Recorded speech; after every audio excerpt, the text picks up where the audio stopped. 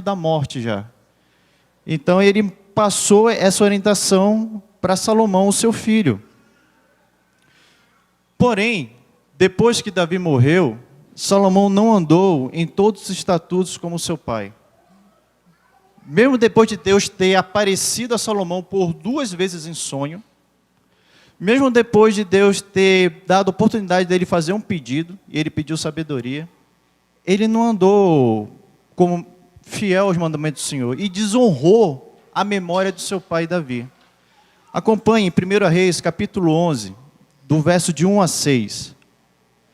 E nós vamos ver qual foi o pecado de Salomão.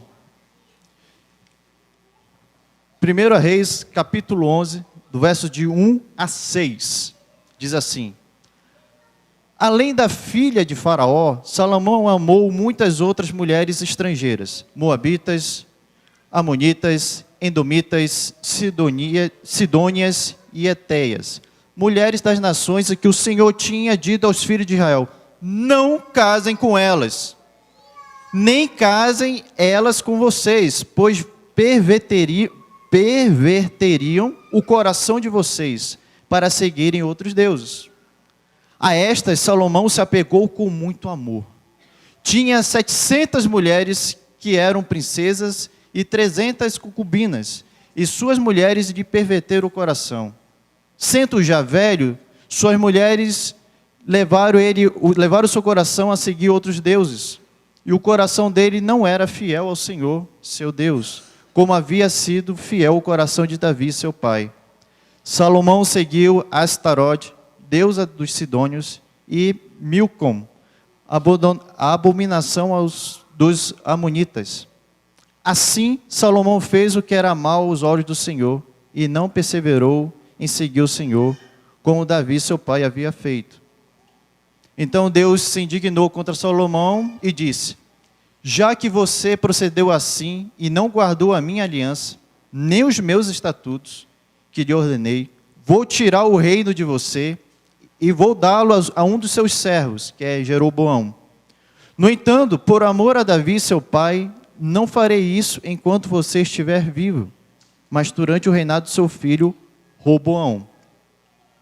Todavia, não tirarei o reino todo, darei uma tribo a seu filho por amor a Davi, meu servo, e por amor a Jerusalém que escolhi. Salomão, ele cometeu o pecado de não andar fielmente na presença do Senhor. Ele tinha os estatutos, ele era filho do rei, mas logo de cara ele já pisou na bola. O pai, ele teve tanto interesse em mostrar para ele os caminhos, mas como nós vimos aqui na exposição do domingo passado, segundo Samuel, Davi não era um pai que acostumava a disciplinar os seus filhos quando eles erravam. Ele não costumava fazer isso. E isso gerou problemas. Porque quando nós não disciplinamos, os nossos filhos não conseguem entender a diferença entre o certo e o errado. E Deus mostrou isso aqui. Antes de Salomão assumir o reinado, o seu irmão mais velho, Adonias, quis roubar o reino de Davi. Quis roubar o reino de Salomão. E Davi não fez nada. De novo, não fez nada. Foi o profeta, Deus usou o profeta Natã para impedir esse roubo do reino. Porque Adonias, o filho mais velho, queria. Ele disse assim: bem, Absalão tentou fazer, mas meu pai era muito jovem. Agora que o meu pai está mais velho, porque nem atração física por mulher ele tem, porque colocaram uma moça jovem lá perto dele para aquecê-lo, e ele não manifestou nem interesse por ela. Então, já que ele está fraco fisicamente, agora é a hora de roubar o reino dele. Então Adonias tentou fazer isso. Mas Deus não deixou isso acontecer. Se levantou o profeta Natã e impediu isso. Aí Salomão, ele assumiu o reinado, recebeu as ordens de Deus, e sabe quando aquele filho ouve o pai e parece que não está com olho de paisagem? Né? Ouviu os pais, mas não praticou, porque não caiu para o coração. E a palavra de Deus, ela nos mostra em 1 Reis 3, de 1 a 12, que a palavra de Deus já diz, olha, ele andava no caminho do Senhor, exceto, porém, ele tinha a prática de cultuar lá nos lugares altos, onde tinha templos pagãos. Era uma região de Jerusalém ali que tinha templos pagãos, porque até então o templo de Salomão ainda não tinha sido construído. Não havia. Então ele fazia essas coisas. E outra coisa, ele casou com a filha do faraó, o rei do Egito. Poxa, Deus libertou o povo dele da escravidão do Egito. Aí Salomão vai lá e o primeiro casamento dele é julgo desigual. Deus disse para ele, não case com outras pessoas, que não sejam do meu povo. Julgo desigual já era pecado há muito tempo. Não é coisa nova de crente do século 21, ou século 18, século 20, não. É da Bíblia. E Salomão fez o que não devia. E não só casou com uma mulher pagã, mas teve mais de 700 mulheres. Então, assim, ele foi tomado por isso. E detalhe, quando Deus chegou para ele na primeira vez em sonho, e disse assim, pede o que tu quiseres, Salomão já estava em pecado. E quando nós estamos em pecado, geralmente a gente usa a sabedoria para julgar os outros, mas não para julgar nós mesmos. Salomão pediu sabedoria para julgar o povo. E não foi para ser mais santo. Foi para julgar o povo, porque ele queria imitar o Samuel, que foi um grande juiz, e queria imitar o pai dele, que também foi um pai misericordioso, para cuidar do seu povo. Mas em nenhum momento ele pediu perdão pelos pecados dele. Em nenhum momento. Ele pediu sabedoria para julgar o povo. Isso nos mostra, irmãos, que a sabedoria, os sábios também pecam. A sabedoria, ela não impede nós de sermos pecadores. Nenhum de nós. A Bíblia é bem clara, quando Salomão pediu sabedoria, ele pediu para julgar o povo e não a si mesmo. A imoralidade sexual, a soberba e a idolatria eram o Deus de Salomão ali. Ele estava dividido. Ele sabia o que tinha que fazer. Sabe aquele filho quando faz as coisas, porque se não fizer o pai briga? Ele sabia o que tinha que fazer. Mas lá no fundo o coração dele não estava em querer obedecer os estatutos. Não estava. Nenhuma sabedoria deste mundo será suficiente para deixarmos de ser pecadores. Não adianta eu ter um curso de teologia, ser doutorado, ter mestrado, ser não sei quantas faculdades. Nenhuma sabedoria desse mundo vai impedir de eu e você sermos pecadores. E Salomão mostrou isso aqui para nós. Então a gente pula para o segundo episódio do livro, que está em 1 Reis, capítulo 12, versos de 16 a 17. Convido vocês a abrirem. 1 Reis, capítulo 12, versos 16 a 17. Enquanto vocês abrem, depois de Salomão ter semeado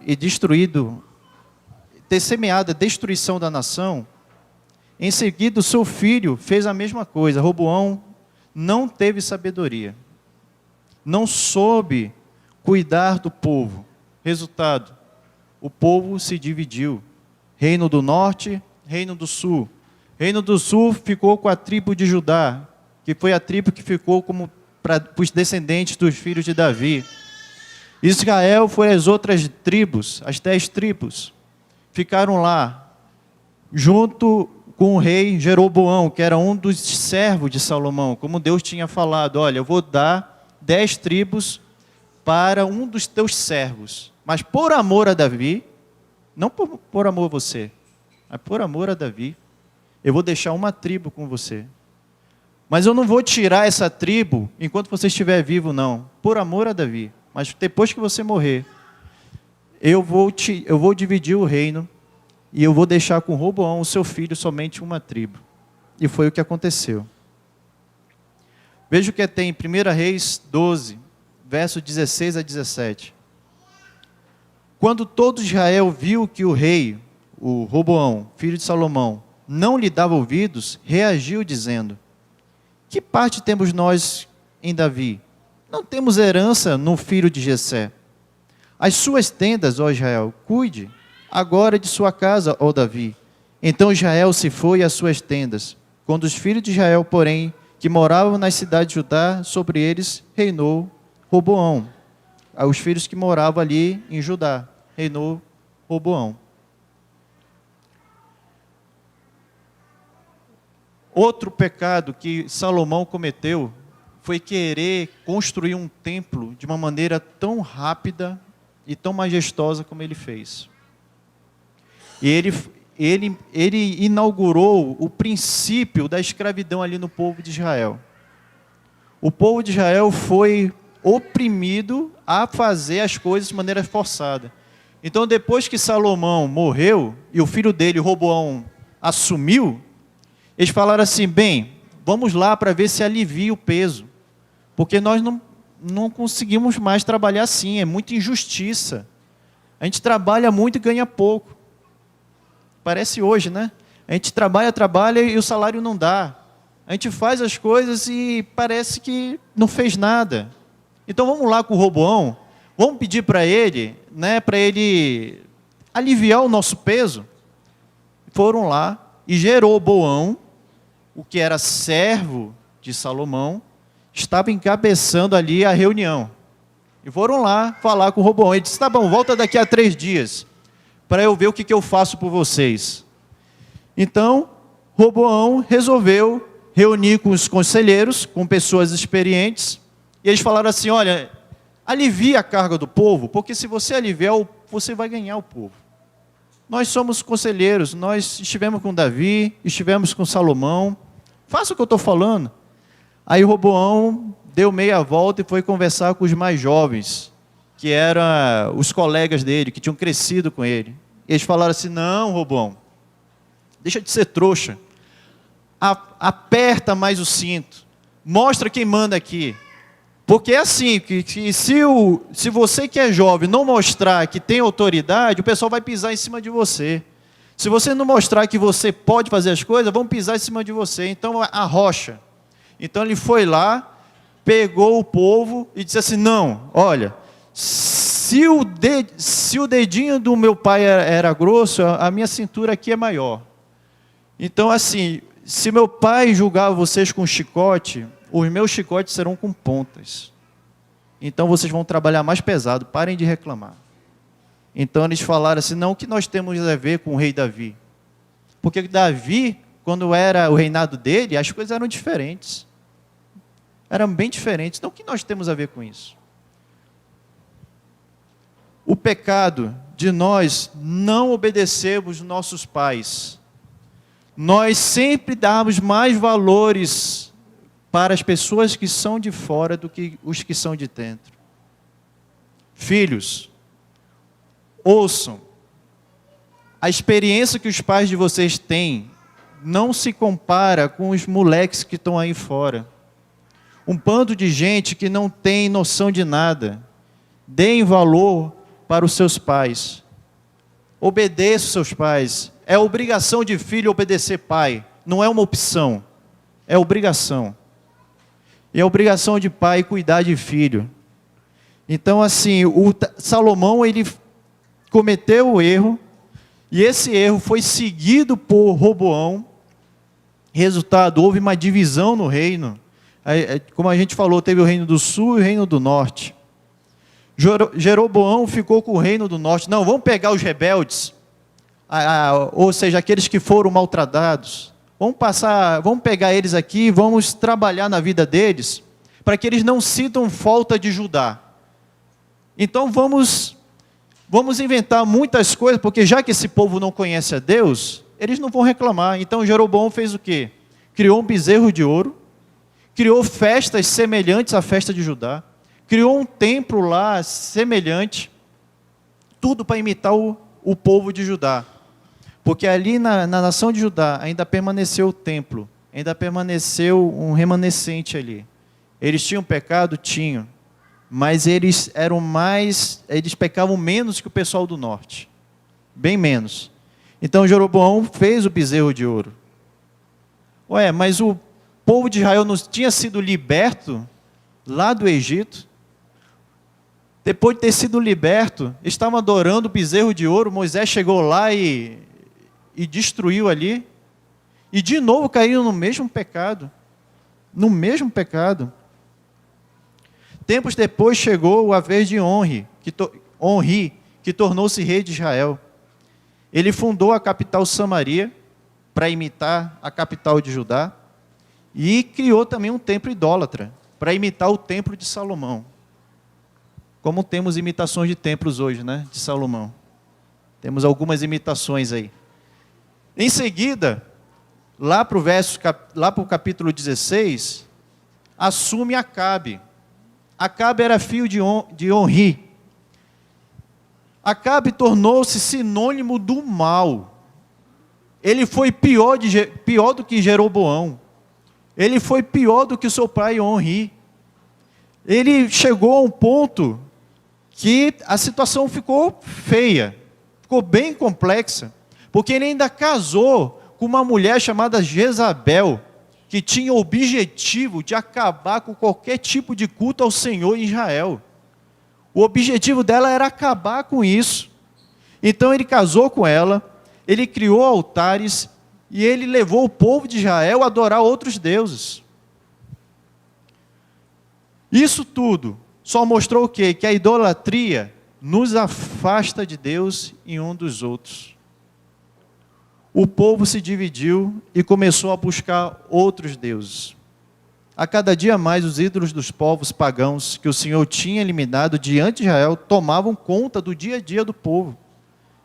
Antes de ele tomar em Canaã, Deus tirou todos aqueles ídolos, tirou tudo aquilo. E agora, tudo que o Senhor tinha tirado, eles estavam o quê? Trazendo de volta. Trazendo de volta. Queridos, o orgulho de Roboão trouxe desgraça.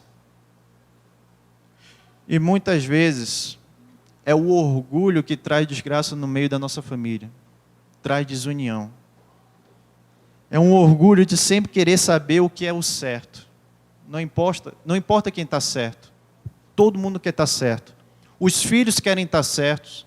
O marido, a esposa. E no final não sobra nada. A maldade, Acabe fez o que era mal ao Senhor. Ele amou fazer o mal.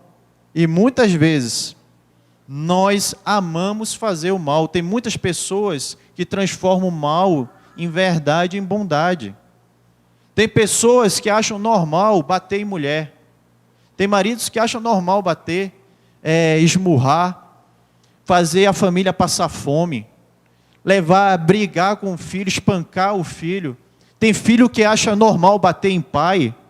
Tem filho que acha normal dizer que eu faço o que eu quero, é o meu corpo, minhas regras. E ama a maldade mais do que o Senhor. E foi o que aconteceu aqui. Acabe amou tanto a maldade, porque ele se sentia superior, que ele achava as coisas já que são maus, mais coisas boas. E muitas vezes nós trazemos isso para a nossa família.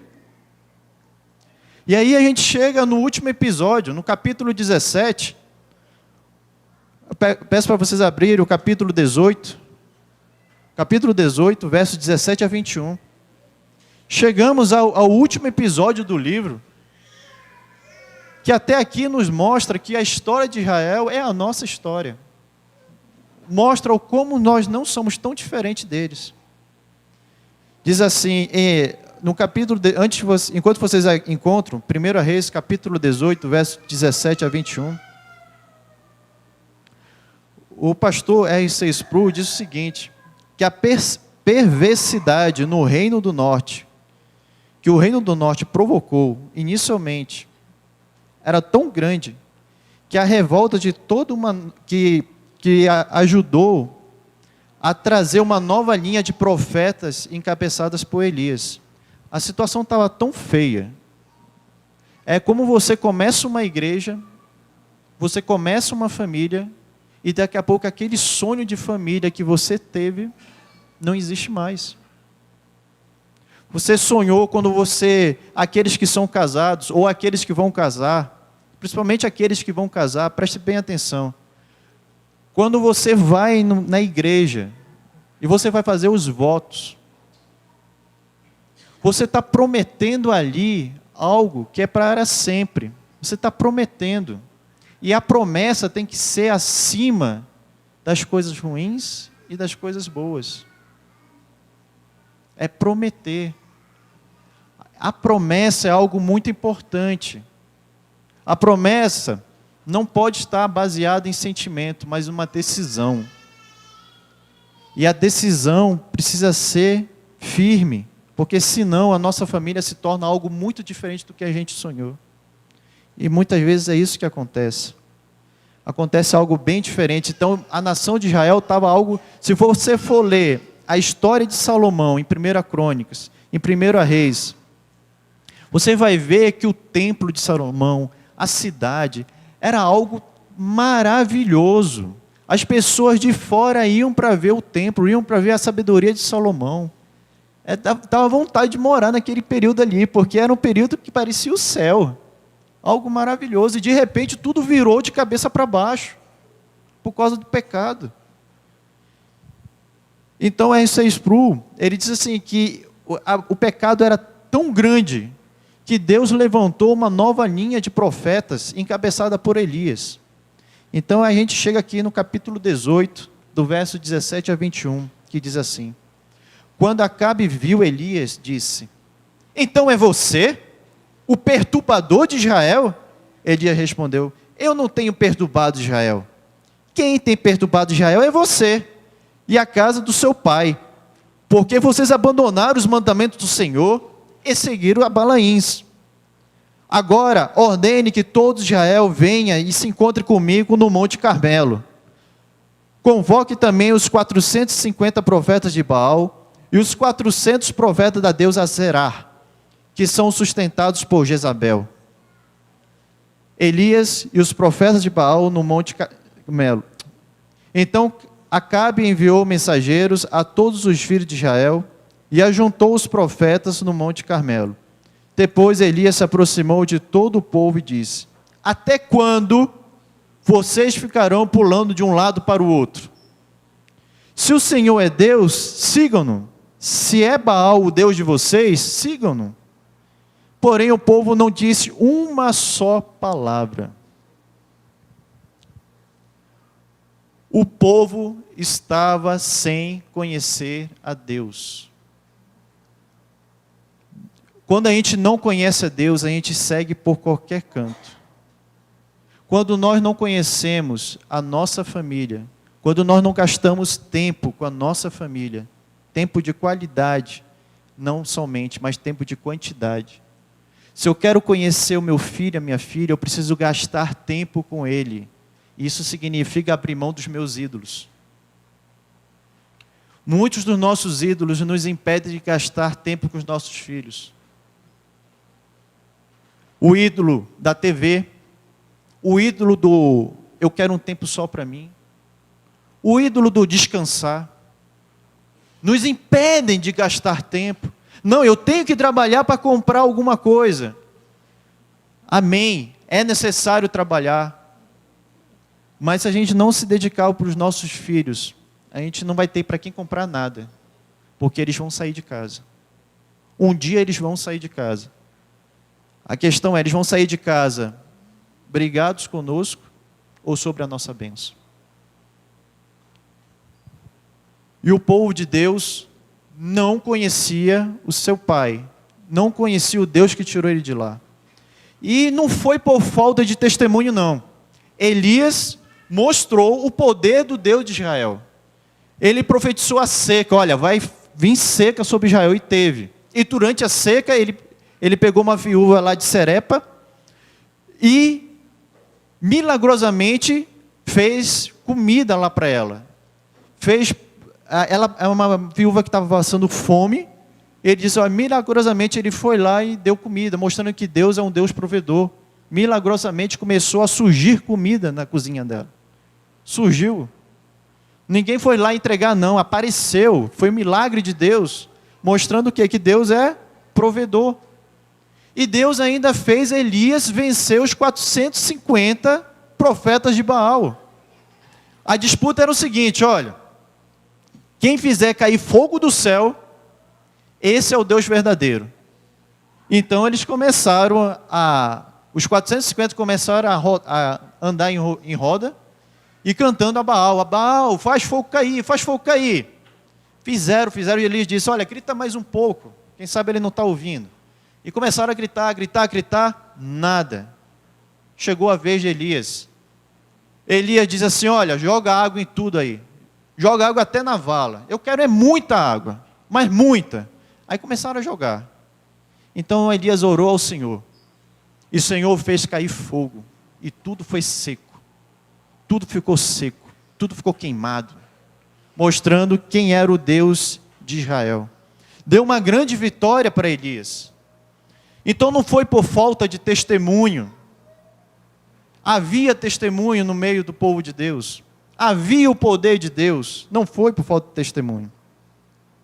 Foi por causa do pecado. O pecado é o grande problema da humanidade.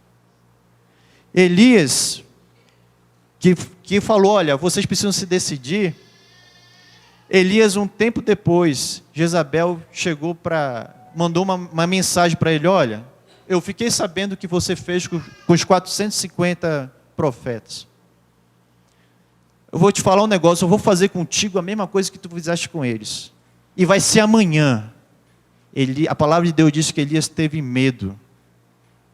Ele teve medo e caiu em uma grande depressão. E Deus foi lá e cuidou de Elias. Aí você pode perguntar assim, mas poxa, ele foi usado por Deus, fez grandes milagres, ganhou de 450 pessoas, ainda matou os 450, a espada, já imaginou? O estresse que não deve ter sido, matar uma pessoa, e 450 pessoas, e não foi com arma não, foi com espada, deve ter sido algo bem cansativo e bem horrível, mas ele venceu. Aí chega uma mulher e fala para ele, olha, amanhã eu vou fazer a mesma coisa contigo, e ele fica com medo. A palavra de Deus nos mostra que Elias foi dominado pelo pecado da autoconfiança.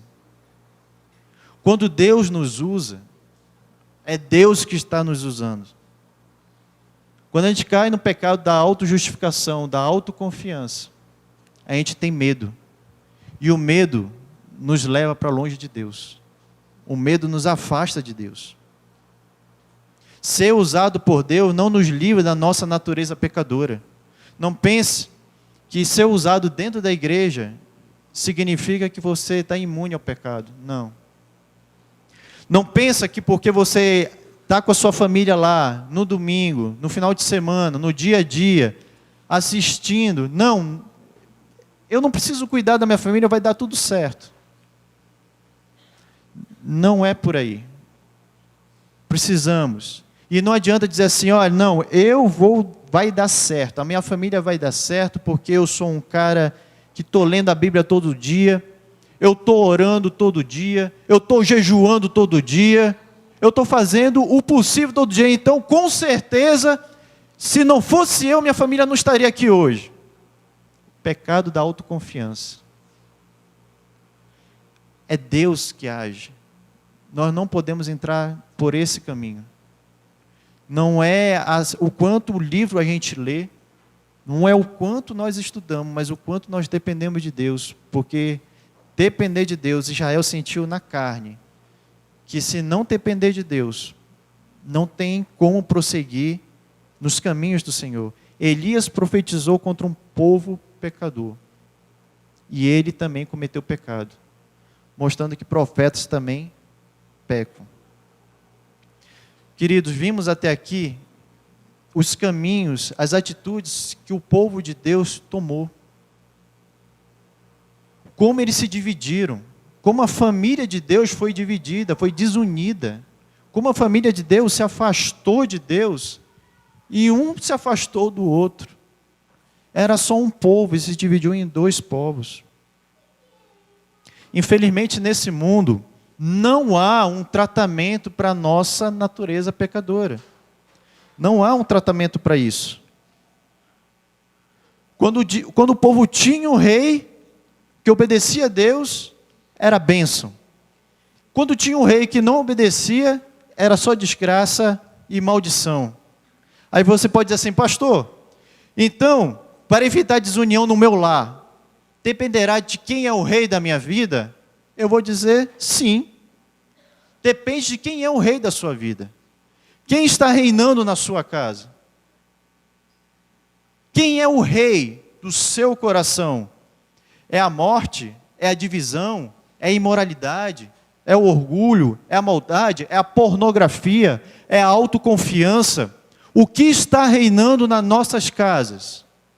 Se isso está reinando, é isso que vai dominar a nossa vida.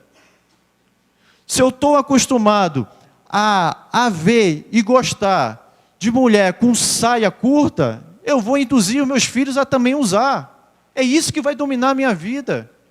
Se eu estou acostumado a buscar Deus e santidade, trazer meus filhos para a IBD, é isso que vai dominar a minha vida, por mais que isso me custe. Por mais que isso me custe. A depressão, a insegurança, tudo isso reina na nossa vida, porque nós somos pecadores. Nós somos falhos. Nós somos escravos daquilo que amamos. Nós somos escravos daquilo que amamos. E essa história não começou agora. Começou lá no Éden, com Adão e Eva. Começou lá, quando eles pecaram, quando eles desobedeceram a Deus. Quando eles pecaram e desobedeceram a Deus, quiseram ser iguais a Deus, ou seja, quiseram tomar as decisões independente da palavra de Deus. Eles falaram assim, olha, eu não preciso disso aqui. Eu quero ser conhecedor do bem e do mal. Meu corpo, minhas regras, minha vida, minhas regras, eu mando no que eu quero, porque eu sou conhecedor do bem e do mal. E foi o que aconteceu. Todos nós nascemos pecadores e afastados de Deus. Não há esperança para nós. Não há. Por mais que a gente tente fazer cursos, tente uma filosofia, uma religião diferente, nós não vamos mudar o fato que nós estamos perdidos. Nós temos um coração pecador, um coração que não funciona como deveria funcionar. É por isso que a nossa família tem problemas, porque nós somos pecadores. Mas graças a Deus, que um dia lá do céu, nós ouvimos um sonoro mais. Um sonoro mais, que está em João 3,16. Mas Deus amou o mundo de tal maneira que entregou o seu único filho, para que todo aquele que nele crê não pereça, mas tenha a vida eterna. Se nós acreditarmos em Jesus, nos arrependemos dos nossos pecados, nós estaremos livres da ira de Deus. A ira de Deus está sobre nós. Foi por isso que Jesus precisou vir morrer no nosso lugar.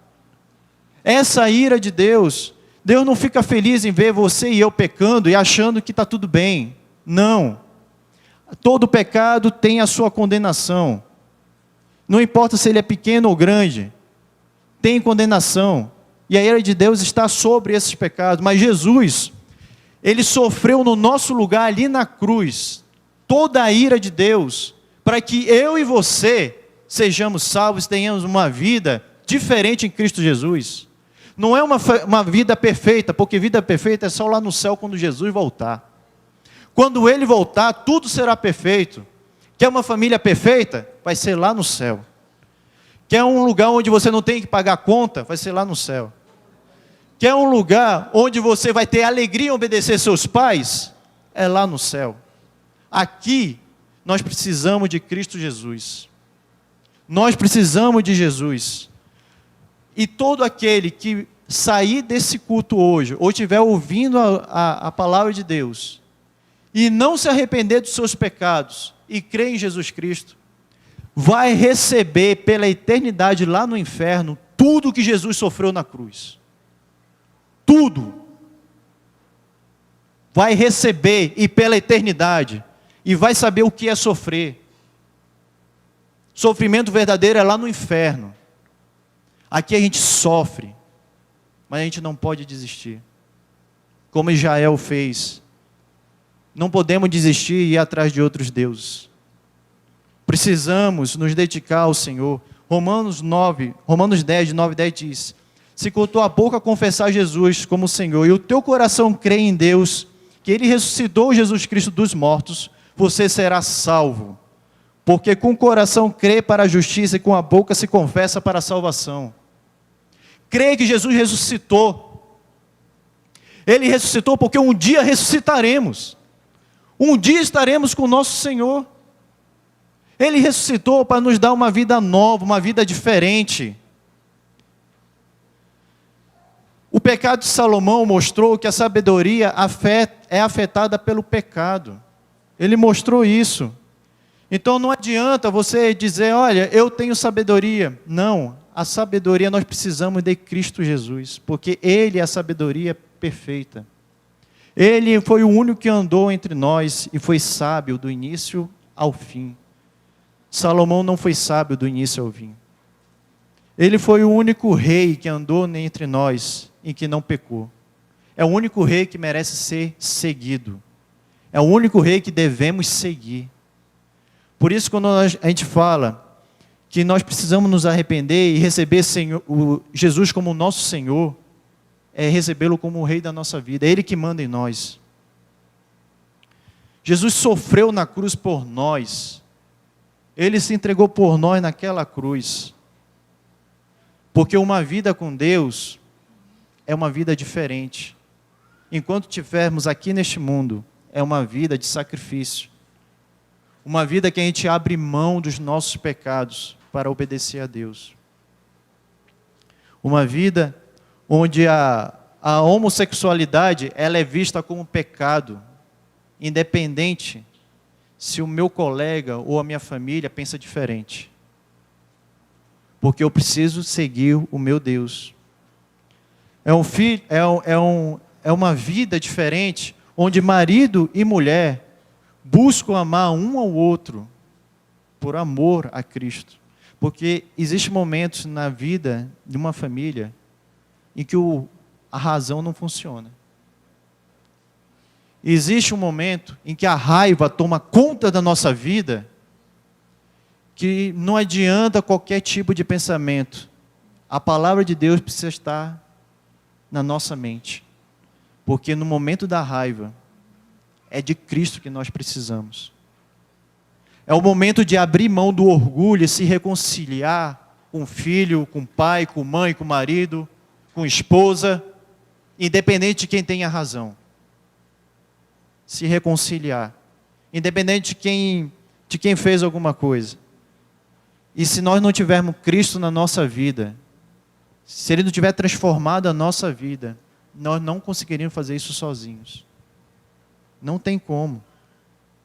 A idolatria do povo de Israel mostra a necessidade de um rei sem pecado. Nós não podemos mais ser refém dos nossos pecados. Se nós estamos em Cristo, nova criatura somos. As coisas velhas já passaram. E eis que tudo se fez novo. Tudo.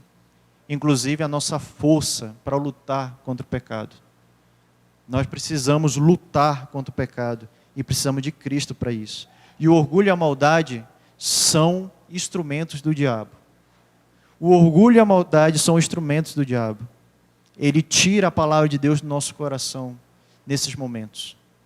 Por isso que nós temos que estar alertas. Porque é no momento de orgulho e maldade que a palavra de Deus parece que não existe. Não podemos deixar isso. Precisamos nos concentrar em Cristo Jesus.